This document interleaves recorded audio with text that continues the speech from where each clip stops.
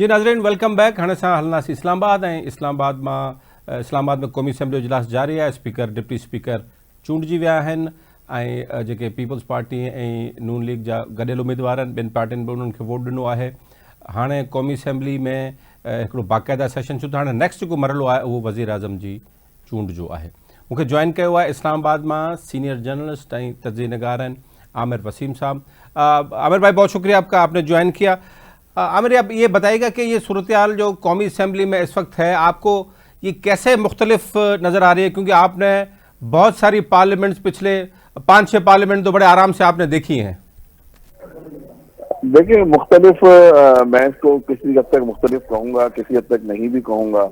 जो माहौल है, इस तरह का माहौल हम पहले भी देख चुके हैं और अपोजिशन का जो नारेबाजी, शोर शराबा और इस किस्म का जो माहौल है वो हम पहले भी देख चुके हैं और पिछली असेंबली में भी हम ये देख चुके हैं। और पिछली असेंबली में तो पीटीआई हुकूमत में थी, लेकिन हुकूमत में होने के बावजूद उनकी तरफ से ही हमने इस तरह का माहौल देखा जो कि बड़ा सरप्राइजिंग था। तो माहौल की जहां तक बात है तो माहौल में तो मुझे कोई खास तब्दीली नजर नहीं आई। अलबत्ता जिस तरीके से पीटीआई के लोग असेंबली के अंदर आए हैं आजाद की हैसियत से और अभी तक वो इकट्ठे हैं, जो ये मेरे लिए बड़ी एक सरप्राइजिंग है। क्योंकि यही बात कही जा रही थी कि पीटीआई के लोग जब आजाद लड़कर असेंबली में आएंगे तो इनकी मेजॉरिटी जो है वो हुकूमती पार्टी में, पीपल्स पार्टी और पीएमएल में चले जाएंगे और ये जो आजाद जीत के भी आएंगे तो ये इमरान खान साहब के साथ नहीं रहेंगे। लेकिन हमने ये देखा 2 दिन से जो सेशन हो रहा है, आज भी जिस तरह से वोटिंग हुई है, आप देखें कि 92 वोट और 91 वोट मिले हैं पीटीआई बैक्ड कैंडिडेट्स जो हैं डिप्टी स्पीकर के इलेक्शन में। तो ये एक मैं समझता हूँ कि मैं तो इसको पॉजिटिवली देख रहा हूँ कि जो पार्टियों को तोड़ना और इस तरीके से इधर से उधर शामिल कराना और आजाद उम्मीदवार जो है उनका हमेशा से ये कल्चर रहा है हमारे मुल्क में, तो वो एक मैं इसको पॉजिटिव देख रहा हूँ कि कम से कम वो ग्रुप अभी तक इंटैक्ट है। अब ये कि अभी तक क्योंकि रेगुलर सेशन असेंबली का जो है वो शुरू होना है after the election of the prime minister, तो उसमें हम देखेंगे कि क्या अपोजिशन का रवैया होता है। क्या वो ये तय करके आए हैं कि हमने इस असेंबली को चलने ही नहीं देना, या ये कि वो अपने एहतजाज भी अपना जारी रख के और इस असेंबली के साथ वो चलना चाहते हैं। तो ये थोड़ा सा भी हमें इनको वक्त देना होगा, उसके बाद ही इनके मजीद रवैया हमारे सामने आएगा कि किस तरीके से ये असेंबली फंक्शन करती है। आमिर साहब, ये जो नंबर है 91 का, आपकी नज़र में कितना मैटर करता है पार्लियामानी सिस्टम में? अपोजिशन के पास फिलहाल तो अभी तक तो हमारे पास 91 का नंबर आप बता रहे आया है, तो ये 336 के अवान में 91 का नंबर कितना मैटर करेगा? देखें, 91 का नंबर ऑलमोस्ट 1/3 के करीब बनता है, ये कोई छोटा नंबर नहीं है और अपोजिशन एक बहुत बड़ी तादाद में अपोजिशन यहाँ पर मौजूद है। और दूसरी तरफ जो असल में जो दूसरा जो पॉइंट है वो ये है कि जो गवर्नमेंट के अंदर पार्टीज हैं वो रूलिंग कोलिशन है। ये एक हम अपोजिशन की बात कर रहे हैं, ये 91 लोग जो हैं ये सिर्फ पीटीआई बैक्ड जो इंडिपेंडेंट कैंडिडेट्स हैं वो हैं, जबकि अगर आप रूलिंग कोलिशन में देखें तो 6 या 7 जमातें मिलकर हुकूमत बना रही हैं।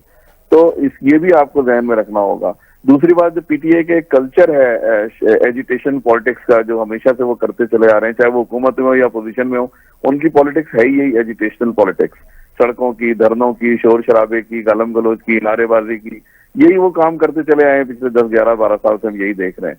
तो इस असेंबली में जब वो अपोजिशन में आए हैं और इतने कंट्रोवर्शियल इलेक्शंस के बाद आए हैं, तो उनके लिए बड़ा खुला एक मैदान है कि वो अपनी इस पॉलिसी जो इनकी तरफ से चल रही है उसको वो दिखाएं, अमली मुजाहरा करें, जो वो 2 दिन से कर भी रहे हैं। हम यहाँ पे देख रहे हैं जिस तरह से नारेबाजी हो रही है और वही चोर चोर और इस तरह के नारे यहाँ पे लग रहे हैं।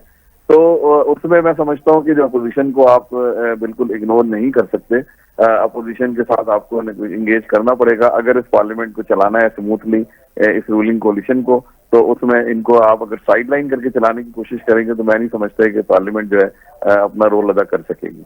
आमिर भाई, लेकिन ये जो इसमें देखें सिंपल मेजॉरिटी, कानून साजी होनी है, बिल पास करवाने हैं, करारदादें पास करवानी है, और भी चीज़ें हैं, तो लेकिन एज ए नंबर देखें कि रूलिंग कोलिशन के पास नंबर ज़्यादा है तो वो अपनी सब चीज़ें करवा लेंगे आराम से। और अगर आप कह रहे हैं कि 2/3 का नंबर उनके पास है तो आईनी तरामीम भी वो आगे चल के करवा सकते हैं। तो ये ज़ाहिर है असेंबली में तो नंबर मैटर करता है एंड ऑफ द डे। जी बिल्कुल करता है, लेकिन 2/3 मेरे ख्याल है इनके पास अभी नहीं बन रहा। 2/3 तो नहीं है, अलबत्ता सिंपल मेजॉरिटी इनके पास है और ये करा लेंगे। लेकिन अगेन बात फिर वही आती है कि अगर आपने बुलडोज करके चलाना है, अपोजिशन को बाहर निकल के पार्लियामेंट चलाना है, तो पार्लियामेंट अपना आप नहीं कह सकते कि पार्लियामेंट सही मायनों में फंक्शन कर रही है। ये हम हमेशा देखते चले आए। आपको याद होगा पीटीआई के दौर में एक ही दिन में इन्होंने कोई 31 बिल पास किए थे और वो हमें पता ही नहीं लगा किस तरीके से वो बिल पास हो गए।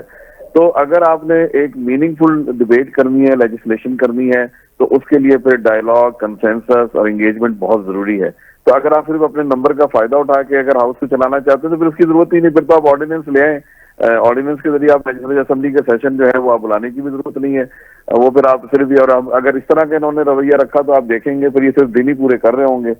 जिस तरह की पिछली जो गवर्नमेंट थी, जो पिछली पार्लियामेंट थी, खासतौर पे जो पीडीएम की गवर्नमेंट जब आई, जो 1.5 साल असेंबली ने गुजारा है, तो वो तो बिल्कुल वेस्टेज ऑफ टाइम था। उस 1.5 साल में कोई ऐसा काम मीनिंगफुल पार्लियामेंट ने नहीं किया जो उन्हें करना चाहिए था। तो मैं समझता हूँ कि अगर पार्लियामेंट को मीनिंगफुल बनाना है तो दोनों साइड्स को जो है वो लचक दिखानी होगी, एक दूसरे के साथ बैठना होगा, तब जाके कोई लेजिस्लेशन जो है वो मीनिंगफुल हो सकेगी। अगर सिर्फ लेजिस्लेशन बनाए लेजिस्लेशन करनी है तो वो तो हो जाती है, उससे तो कोई फर्क नहीं पड़ता। केयर टेकर गवर्नमेंट जो है वो भी 3-4 ऑर्डिनेंसेस पास कर चुकी है, लेके आ चुकी है। अच्छा, इसमें आमिर भाई आपने एक और बात अहम की है कि ये जो देखिए, एक तो आपने कहा कि ट्रेजरी बेंचेस का रवैया बहुत ज़रूरी है और उनको पार्लियामेंट में सबको साथ लेके चलना पड़ेगा, इंक्लूडिंग 91 ये कि अपोजिशन में या जितने भी वो आते हैं टोटल उनका नंबर बनता है। तो ये तो बात दुरुस्त है कि आप पार्लियामानी पॉलिटिक्स में, पार्लियामानी जमहूरियत में अपोजिशन को साथ लेके चलना पड़ता है। लेकिन अपोजिशन का रोल भी तो आपने खुद कहा कि एजिटेशनल पॉलिटिक्स उनकी सिर्फ है, तो उनको भी तो पॉजिटिवली पार्लियामानी जो रिवायात हैं, पार्लियामानी जो तहजीब है, उन रिवायात को बरकरार रखना पड़ेगा और उनको भी ये लेके चलना पड़ेगा। ये भी तो जरूरी है। जी बिल्कुल जरूरी है। मैंने कहा दोनों का अहम रोल है इसमें, दोनों की जिम्मेदारी बनती है। लेकिन पीटीआई की तरफ से जो इस वक्त मुझे एक इशू नजर आ रहा है कि पीटीआई के अंदर कोई भी एक ऐसी फिगर मौजूद नहीं है कि जो पार्टी के अंदर डिसिप्लिन कायम कर सके। पीटीआई के अंदर अगर आप लोग देखें तो ये जो लतीफ कोसा और जो गौहर अली खान और शेख अफजल मरवत, जमशेद दस्ती, और शहरियार आफरीदी, ये लोग आए हुए हैं और ये जाहिर है कि किसी कंट्रोल में, कमांड में नहीं है इस असेंबली के अंदर इस वक्त। जिस तरह के अगर आप देखें ना, पीएमएलएन के अंदर एक शरीफ खानदान है, नवाज शरीफ है, शहबाज शरीफ है, मौलाना फजलुर रहमान साहब हैं, मैंगल साहब हैं, चकजी साहब हैं, जरदारी साहब हैं। ये वो लोग हैं कि जिनकी एक पार्टी के अंदर एक इस तरह से इनको फादरली फिगर के तौर पे लिया जाता है और अगर उनकी बात को माना जाता है, सारे मेंबर्स मानते हैं। लेकिन पीटीआई में ऐसी कोई फिगर नजर नहीं आ रही कि जो कि इन पार्टी के मेंबर्स को डिसिप्लिन में रखे फ्यूचर में जाके। अभी तक जैसे मैंने कहा कि 2 दिन से तो हम ये देख रहे हैं कि इनके अंदर यूनिटी हमें नजर आ रही है, लेकिन वो यूनिटी अभी तक सिर्फ शोर शराबे की हद तक है। तो आगे हम देखेंगे कि जब इसमें प्रॉपर लेजिस्लेशन होती है उस वक्त ये इनका रवैया क्या होता है, कमेटीज के अंदर इनका रवैया क्या होता है। क्या ये तय करके आते हैं कि हमने हर सेशन में बस सिर्फ शोर शराबा करना है, या ये कि हमने एक अपना एहतजाज रिकॉर्ड कराने के बाद कोई काम भी करना है। तो उसके ऊपर फिर जाहिर है इस पार्लियामेंट का जो भी दारोमदार है उसी पर डिपेंड करता है रवैये के ऊपर। आज हमने थोड़ा सा एक सीन देखा है, राना तनवीर साहब जो है पीएमएलएन के, वो बढ़ने लगे थे डेस्क के अपोजिशन की तरफ, थोड़ा सा एक गर्मा गर्मी हुई थी, उनको फिर रोका गया। तो अगर हुकूमती हल्कों से भी इस तरह की अगर इस तरह का रवैया रखा जाएगा तो फिर इसका माहौल जो है वो खराब होगा। अच्छा, इसमें आमिर भाई एक और अहम बात ये देखिए, आपने बात की कि फादरली फिगर उनके पास नहीं है तो वो किसकी बात मानेंगे। लेकिन ज़ाहिर है कि पार्लियामानी जो लीडर होता है और अपोजिशन लीडर जो भी होगा उसकी एक ज़रूर एक सिस्टम में, एक हायरार्की में चलना तो पड़ेगा अपोजिशन को भी। तो आप क्या समझते हैं, सुन्नी इत्तेहाद काउंसिल के जो सरबराह हैं वो टेक्निकली और लीगली वो उनके सरबराह तो हैं, उनका हुक्म तो चलना चाहिए और वो पार्लियामेंट में मौजूद होंगे, तो आप समझते हैं कि वो कुछ मैटर कर पाएंगे? मुझे नहीं लगता कि वो कुछ कर पाएंगे, क्योंकि देखें ये लोग सारे के सारे डायरेक्टली इमरान खान साहब के अंडर है। आप जो मर्जी इनका नाम दे दें, सुन्नी इत्तेहाद काउंसिल दे दें, आजाद कह दें, जो भी हम इनको नाम दे दें, बट ये जाहिर है कि ये इमरान खान के नाम पर इनको वोट मिले। और इसमें बहुत से ऐसे लोग हैं, लतीफ कोसा साहिब के लोग हैं जो सिर्फ इमरान खान साहब के नाम से इलेक्शन जीत के हैं, वरना उनकी हल्के की सियासत भी नहीं है। तो जाहिर है कि इनको जो भी गाइडेंस लेनी है वो इमरान खान साहब की तरफ से ही मिलनी है। अब इमरान खान साहब का जो रवैया है वो भी जाहिर है इसमें मैटर करता है। जिस तरह आज यहाँ पे शोर शराबा हुआ है, कुछ लोगों के ख्याल है कि क्योंकि सब अपने नंबर बढ़ाना चाह रहे हैं, इमरान खान साहब तक उनकी खबरें पहुंचेगी जी हमने असेंबली में ये किया और वो किया, शोर मचाया। अगर इस तरह की इन्होंने आगे सियासत की तो जाहिर है कि फिर उससे पार्लियामेंट का माहौल खराब होगा।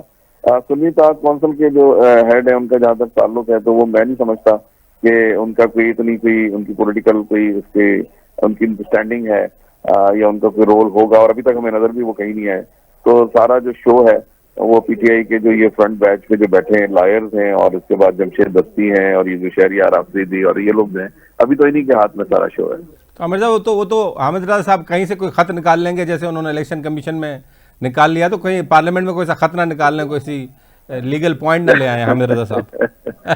देखिए अब ये तो वक्त बताएगा कि क्या होगा। मेरा ख्याल है कि अभी बहुत अर्ली है ये बात कहना कि इस पार्लियामेंट, क्योंकि लोग जो है मुझसे तो पहले दिन ओथ टेकिंग के बाद ही कल ही कुछ चैनल्स वालों ने कहा कि जी ये तो लगता है पार्लियामेंट चलेगी ही नहीं। तो मैंने उनको फिर यही याद दिलाया कि देखें पिछली असेंबली में भी होता रहा, इमरान खान साहब को तकरीर नहीं करने दी गई थी जब वो वजीर आजम बने थे, उनको एक घेरे में लेकर उन्होंने तकरीर की थी मेंबर्स के। इसी तरह से अगर आपको मुशर्रफ की असेंबली याद हो तो वो तकरीबन पूरे साल ही फंक्शन नहीं कर सकी थी, डेस्क थम्पिंग और वो जो नो LFO नो और गो मुशर्रफ गो के हम नारे सुनते रहे थे। लेकिन अल्टीमेटली उस वक्त की स्टैब्लिशमेंट और उस वक्त के मिलिट्री रूलर थे, लेकिन उनको भी मुज़ाकरात की तरफ आना पड़ा और फिर वो एक कंट्रोवर्शियल जो तरमीम हुई जिसमें फिर MMA उनके साथ चली गई और ये सारा हुआ। तो पार्लियामेंट में और पॉलिटिक्स में ये चीजें इधर उधर होती रहती हैं। अब देखना यह है कि आगे चल के किस तरीके से गवर्नमेंट इनको इंगेज करती है और किस तरीके का रवैया ये रखते हैं। और इसमें अदालती जो मामलात हैं इमरान खान साहब के वो भी काफी मैटर करेंगे कि उनको अगर कोर्ट से किसी किस्म का कोई रिलीफ मिलता है और अगर वो हो सकता है बाहर ही आ जाए बेल करके, तो फिर उनका रोल बहुत ही अहम हो जाएगा इस सारे के अंदर। तो आमिर साहब आखिरी सवाल आपसे, तो ये तो इसका मकसद है कि ये PTI जो है या सुन्नी इत्तेहाद काउंसिल जो भी कहला आप इनको, ये प्रेशर पॉलिटिक्स के थ्रू अपने मुतालबात जो भी उनके हैं, जो भी इनके पॉलिटिक्स से मनवाना चाहते हैं, और उनमें पहला और आखिरी मुतालबा इमरान खान साहब की रिहाई है। देखिए रिहाई का मुतालबा करना तो उनका राइट है, जायज है, लेकिन मैंने कहा कि मामलात क्योंकि अदालत में है तो मैं नहीं समझता कि वो अदालत को भी प्रेशराइज कर सकेंगे। लेकिन हमारे मुल्क में जिस तरह से मुकदमात बनाए जाते हैं और फिर जिस तरीके से उनमें सजाएं होती हैं और जिस तरह से वही सजाएं खत्म भी हो जाती हैं, तो इसमें कोई ऐसी बईद नहीं है कि अगर हुकूमत उन केसेस को ज्यादा परसू ना करे, प्लीड ना करे, कल को कोई ऐसी मुफाहमत वाली रास्ता निकले तो ऑब्वियसली फिर अदालत से भी इनको रिलीफ मिल सकता है। लेकिन एज फार एज इनकी अगर हम ये कहें कि ये प्रेशर सिर्फ असेंबली के अंदर डाल सकते हैं तो उससे तो मैं नहीं समझता कि इतना फर्क पड़ेगा। उससे असेंबली की परफॉर्मेंस पे जरूर फर्क पड़ेगा, फिर हुकूमत सेशन ही नहीं बुलाएगी। हुकूमत जो है वो अपने सिर्फ दिन पूरे करेगी, साल में 130 दिन जो असेंबली ने मिलना है बस वो पूरे करेंगे और चले जाएंगे।